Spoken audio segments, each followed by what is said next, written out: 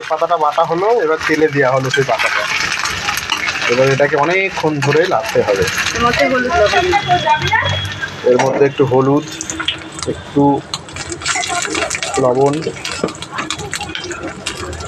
পুরো শুকিয়ে নিতে হবে, অনেকক্ষণ ধরে শুকাতে হবে।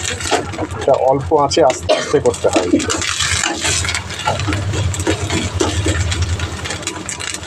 যারা খাওনি একবার খাবে, ইলিশ মাছ খাসির মাংস খেয়ে নিবে।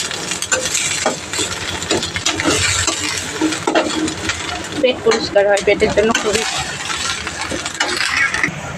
এটাই হচ্ছে সেই পাতা। এটা আমাদের এখানে কাঁকরোল পাতা বলা হয়। তোমরা বলো তোমাদের ওখানে কী নাম বলে?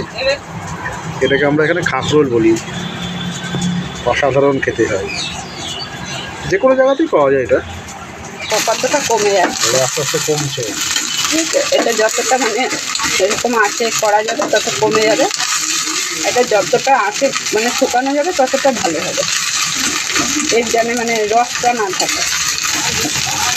বুঝেছো কি সুন্দর লাগছে? এবার আরও কমবে। এখানেও আছে মোটামুটি মিনিট 5 এরকমভাবে আগুনে আস্তে আস্তে আস্তে আস্তে করতে হবে।